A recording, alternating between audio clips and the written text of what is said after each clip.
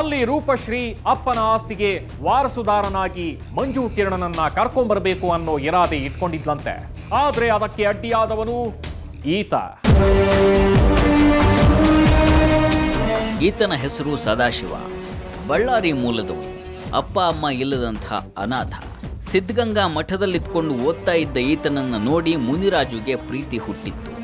ಆತ ಗಂಡು ಮಕ್ಕಳಿಲ್ಲದ ನಮ್ಮ ಮನೆಗೆ ಮಗನಾಗಿರು ಬಾ ಅಂತ ಕರ್ಕೊಂಡು ಬರ್ತಾರೆ.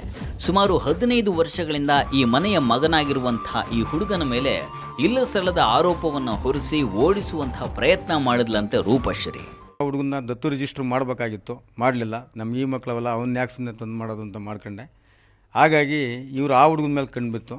ಎಷ್ಟೋ ಸರಿ ನನ್ನ ಅವ್ನು ನಾಚಿಕೆ ಹಾಕು, 2 ದಿವಸದಲ್ಲಿ ಹಾಕು, 3 ದಿವಸದಲ್ಲಿ ಹಾಕಲಿಲ್ಲ ನಾನು ಹಾಕಿಸ್ತೀನಿ, ಅವ್ನು ಏನು ಮಾಡ್ತೀನಿ ನೋಡು ನನ್ನ ಆ ಮಟ್ಟಕ್ಕೆ ನನ್ನ ಹತ್ರ ಮಾತಾಡಿದ್ಲು. ಆ ಹುಡುಗನ ಕೆಲಸಗಾರನ ಥರ ನೋಡ್ಕೊಂಡು ಭಾಳ ಕೆಟ್ಟದಾಗ ನಡ್ಕೊತ ಇದ್ಲು. ನಾನು ಹೇಳ್ದಮ್ಮ ಇವೆಲ್ಲ ಬೇಡ ಅಂತೇಳಿ, ಇವ್ನು ತೆಗೆದಾಕಪ್ಪಿ, ಅವ್ನ ಜಾಗಕ್ಕೆ ಬೇರೆ ನಾನೊಬ್ಬನ ಯಾರೋ ಹುಡುಗನ ಹೇಳ್ತೀನಿ, ಅವ್ನು ತಂದು ನೀನು ಸಾಕಿಣಿವಂತೆ, ತಂದು ಹಾಕಿಣಿವಂತೆ, ಎಲ್ಲರಿಗೂ ಅನುಕೂಲ ಆಗುತ್ತೆ ಅನ್ನೋ ಮಟ್ಟಿಗೆ ಮಾತಾಡಲು. ಅದಕ್ಕೆಲ್ಲ ಕಾರಣ ಈ ಮಂಜು ಕಿರಣ್ ಅಂತ ಅವರಿಗೆ ಈಗ ಅನ್ನಿಸ್ತಾ ಇದೆ.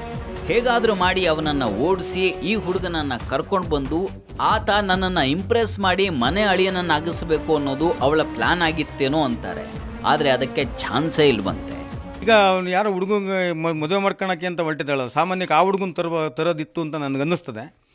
ನನ್ನ ಅನಿಸಿಕೆ ಇವನ ಜಾಗಕ್ಕೆ ತರಬೇಕು, ಅವನ್ನೇ ಎಲ್ಲ ಮನೇಲಿ ಇಟ್ಕೊಂಡು ಇವಳಿಗೂ ಆಗಲಿ ಮನೆಗೆ ಆಗಲಿ ಮಾಡಬೇಕು, ನನ್ನೊಂಥರ ಬ್ಲ್ಯಾಕ್ ಮೇಲ್ ಟೈಪ್ ಇಟ್ಕೊಬೇಕು ಅಂತ ಇವಳು ಮಾಡ್ಕೊಳಕ್ಕೆ ಹೊರಟಿದ್ದು ಅಂತ ಅನ್ನಿಸ್ತದೆ. ಇದು ಸಾಧ್ಯ ಆಗಲ್ಲ ಮಗಳೇ, ದಯವಿಟ್ಟು ತಪ್ಪು ತಿಳ್ಕೊಂಬೇಡ. ಆ ಥರದ್ದು ನೀನೇನು ಮಾಡೋಕ್ಕೂ ಆಗಲ್ಲ. ನಿನ್ನ ದಯವಿಟ್ಟು ಆ ತಪ್ಪು ಕಲ್ಪನೆ ತೆಗೆದಾಕು. ನಾನಿರೋವಾಗೂ ನನ್ನ ಮಗ ಅಂತ ನಾನು ಒಪ್ಕೊಂಡಿದ್ದೀನಿ. ಇವರು ಯಾರನ್ನಾದರೂ ಮಗ ಅಂದ್ಕೊಳ್ಳಿ, ಅದೆಂಥವನನ್ನಾದರೂ ಒಪ್ಕೊಳ್ಳಿ, ಒಟ್ಟಿನಲ್ಲಿ ನಮಗೆ ನೆಮ್ಮದಿಯಿಂದ ಬದುಕೋದಕ್ಕೆ ಬಿಡಲಿ ಅಷ್ಟೇ ಅಂತಿದ್ದಾರೆ ಪ್ರೇಮಿಗಳು. ಶ್ರೀಮಂತಿಕೆಯ ಸುಖದ ಸುಪ್ಪತ್ತಿಗೆಯಲ್ಲಿ ಬೆಳೆದಂಥ ಹುಡುಗಿ ರೂಪಶ್ರೀಯನ್ನ ಈ ಹುಡುಗ ಚೆನ್ನಾಗಿ ನೋಡ್ಕೊಳ್ತಾನ? ಇಬ್ಬರು ಚೆನ್ನಾಗಿ ಓದಿ ಸಾಧಿಸಿ ತೋರಿಸ್ತಾರಾ? ನೋಡೋಣ. ಟೀನೇಜ್ನಲ್ಲಿ ಪ್ರೀತಿಗೆ ಬೀಳೋದು ಸಹಜ, ಹೆತ್ತವರು ಅದನ್ನ ವಿರೋಧಿಸೋದು ಸಹಜ. ಆದ್ರೆ ಇಲ್ಲಿ ಸಂಬಂಧಗಳ ವಿಷಯ ಸ್ವಲ್ಪ ಜಟಿಲವಾಗೇ ಇದೆ. ಮುಂದೆ ಆ ವಿಷಯಗಳಲ್ಲಿ ಇವರ ಸಂಸಾರದಲ್ಲಿ ಸಮಸ್ಯೆಗಳು ಹುಟ್ಟದಿರಲಿ, ಯಾವ ಅನಾಹುತಾನು ನಡೆದಿರಲಿ ಅಂತ ಹೇಳ್ತಾ ಇವತ್ತಿನ ಎಪಿಸೋಡ್ ಮುಗಿಸ್ತಾ ಇದ್ದೇವೆ.